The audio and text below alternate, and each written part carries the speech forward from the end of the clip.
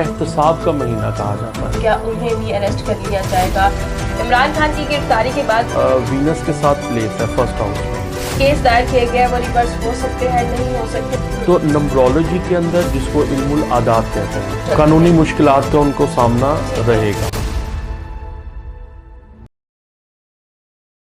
अस्सलाम वालेकुम नाज़रीन, मैं हूं आपके मेज़बान काबिल अमानत और आप देख रहे हैं खलीज डिजिटल। नाज़रीन, एक दफ़ा फिर मेरे साथ मौजूद है सैयद सिकंदर रिजवी साहब, जो कि इस्लामिक एस्ट्रोलॉजर होने के साथ साथ स्पिरिचुअल हीलर भी हैं और एक इस्लामिक स्कॉलर भी हैं। आज इनके पास हाजिर हुए हैं चंद ऐसे सवालात लेकर जिन सवालात ने पूरे पाकिस्तानियों को परेशान कर रखा है। इमरान खान की गिरफ्तारी के बाद उनकी रिहाई के किस्से शुरू हो गए हैं कि इमरान खान कब रिहा होंगे, क्या PTI का मुस्तकबिल जो है वो सामने आने वाला है, क्या इसके कॉन्सिक्वेंसेस निकलने वाले हैं। तो इसके बारे में सितारे क्या कहते हैं, क्या पेशन गोइयां हैं, सर से जानते हैं, तो मेरे साथ रहिएगा। अस्सलाम वालेकुम। वालेकुम अस्सलाम, मिस कैसी हैं आप? मैं ठीक ठाक सर, आप सुनाएं, आप कैसे हैं? अल्हम्दुलिल्लाह, अल्लाह का सर शुक्र। बहुत शुक्रिया आपके कीमती वक्त का।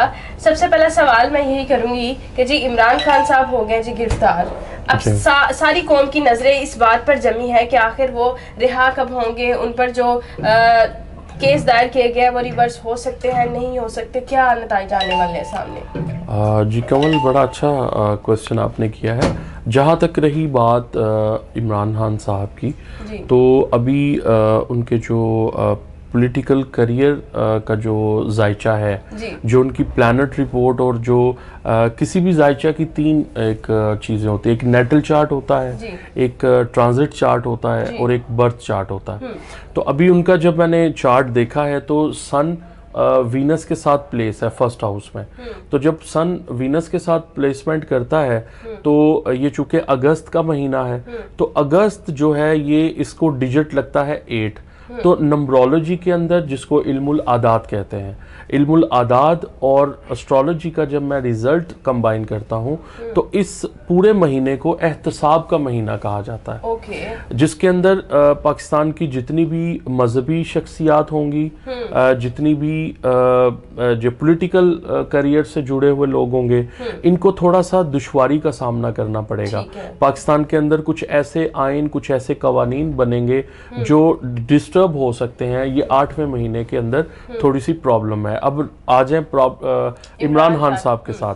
तो इमरान खान साहब का जो इस वक्त पॉलिटिकल करियर है, ये थोड़ा सा डिस्टर्ब नजर आ रहा है। हो सकता है ये 14 अगस्त के ऊपर उनको थोड़ी सी को फेवर्स मिल जाएं, लेकिन जो उनका कानूनी मुश्किलात हैं ये वक्तन फवक्तन उनके ऊपर मेरे ख्याल से 2 से 2.5 साल 3 साल का जो अरसा है ये उनके ऊपर अटेम्प्ट्स हो सकती हैं। ये मेरी ज़ाती प्रेडिक्शंस है, ज़रूरी नहीं है कि बाकी एस्ट्रोलॉजर भी मेरी इस राय को जो है वो रखें। ये जो भी मैं बता रहा हूँ ये उनके चार्ट की रोशनी में मैं बता रहा हूँ। अच्छा सर, इमरान खान साहब जो है वो उनको 5 साल के लिए नहल कर दिया गया। आपने कहा कि कुछ लंबे अरसे तक जो है वो उन पर ये पॉलिटिकल अटेम्प्ट्स जो है वो चलते हैं, कानूनी मुश्किलात का उनको सामना रहेगा। ठीक है, तो वो जो उनका नहली वाला एक उनको अगर नाहल कर दिया गया, क्या वो फैसला रिवर्स हो सकता है उसके बाद, इस अरसा के बाद? जी मैं आपको बताता हूँ। देखिए रिवर्स तो नहीं होगा,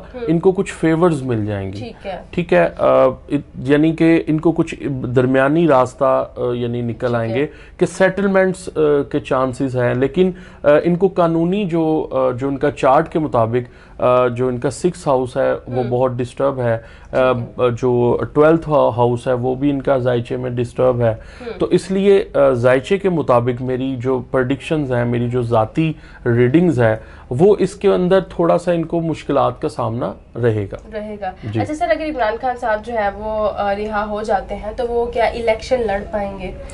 जी मैं उनको भी मुश्किलात से निकलता हुआ नहीं नज़र आ रहे। तो इसलिए जो उनकी रीडिंग बता रही है वो अभी इलेक्शंस को उस तरह से नहीं कंटेस्ट कर सकते जिस तरह यानी वो पहले की तरह। जी अभी थोड़ी सी दुश्वारी का उनके ऊपर अंसर है। अच्छा सर, इमरान खान की अगर अहलिया की बात की जाए, बुशरा बीबी, तो बहुत सारे सवालात ये भी आ रहे हैं, क्या उन्हें भी अरेस्ट कर लिया जाएगा? वो इस वक्त जो है वो किस हालत से गुजर रही हैं? ओके, बड़ा अच्छा आपने पूछा है। जो उनकी देखें, कोई भी पार्टीज जो होती है उनके लीडरान کو ہی ہمیشہ پوائنٹ آؤٹ کیا جاتا ہے. بالکل. تو جیسا کہ نواز شریف صاحب کی جو پارٹی ہے میاں صاحب کی نون لیگ, تو جیسے نون لیگ جو پارٹی ہے وہ نواز شریف کی ہی پارٹی ہے, تو انہوں نے سونپا گیا تھا, اس پارٹی کو سونپا تھا, تو انہوں نے اپنا ڈیوریشن کو پورا کیا. تو اسی طرح جب کوئی لیڈر نہ ہو تو پارٹیز پر بہت بیڈ امپریشنز پڑتے ہیں. تو اس لیے جو ان کی اہلیہ ہیں وہ پارٹیز کو اس طریقے سے ہینڈل نہیں کر پائیں گی, ڈسٹرب رہیں گی, پریشان رہیں گی, ان کے اوپر اٹیمپٹس ہو سکتی ہیں, لیکن جو قید و بند کا جو عنصر ہے وہ ان کے ذائچے میں اتنا بہتر میں نہیں دیکھ رہا. ٹھیک ہو گیا. اچھا سر, اگر اس کے بعد بات کی جائے عوام کی, تو عوام کا اس وقت کیا جو ہے وہ رد عمل ہے اکارڈنگ ٹو عوام؟ پی ٹی آئی کا کیا جو ہے وہ مستقبل ہمیں نظر آ رہا ہے؟ جی, پی ٹی آئی کا یہی میں نے اپنی بات کا جواب دیا ہے کہ جب کوئی لیڈر نہیں ہوتا تو ہمیشہ عوام, تو دیکھیں کوئی بھی محب وطن ہے, پاکستان کے ساتھ جو بھی لائل ہے ہم اس کو سپورٹ کرنے کے لیے تیار ہیں, لیکن جو چارٹ کے حوالے سے جو سیاسی حالات ہیں, جو اس طرح کی توڑ پھوڑ بہت زیادہ ہو سکتی ہے, پارٹیز ایک دوسرے کے اندر ضم ہو سکتی ہیں, تو اس لیے ابھی کوئی جو عوام کا ری ایکشن ہے وہ ابھی کلیئرٹی پہ نہیں ہوگا. وہ کچھ سیاست میں دلچسپی تو رکھنے والے بھی جو ہیں وہ تھوڑی دیر پوز کریں گے کہ ذرا ہمیں سمجھ آ جائے چیزوں کی, تو اس لیے عوام کا رد عمل جو ہے سیاسی حوالے سے کوئی اتنا اچھا نہیں ہوگا, انٹرسٹنگ نہیں ہوگا, اس میں دلچسپی نہیں لیں گے, دلچسپی کم ہو جائے گی, مختلف جو ہے وہ چیزوں میں بزی ہو جائیں گے. اچھا سر, اگر بات کی جائے جب عمران خان صاحب گرفتار ہوئے تو ہمیں جو ہے وہ دوسری پارٹیز کافی جھومتی ہوئی نظر آئیں, خوشیاں مناتے ہوئی, ایون دیٹ نون لیگ کی طرف سے مٹھائیاں بھی بانٹی گئی, تو آپ اس کو کس جو ہے وہ نظریے سے دیکھتے ہیں؟ دیکھیں کنول, جب بھی زندگی میں جب بھی کوئی کمپٹیٹر ہوتا ہے, جب بھی آپ کا مخالف پارٹی ہوتی ہے, یا آپ کا کوئی بھی ایک دھڑا دوسرے دھڑے سے, جب وہ دنگل لے لیں, آپ باکسنگ اس کا دیکھ لیں, ایک محاذ دیکھ لیں, یا آپ ریسلنگ دیکھ لیں, تو جب بھی ایک بندہ دوسرے پر جب تنقید کرتا ہے, بلکہ دشمن جو ہوتا ہے, جو آپ کا اینٹی پارٹیز ہوتا ہے, تو اس کا یہ جینون ری ایکشن ہے, اس کا ذائچہ سے کوئی تعلق نہیں ہے.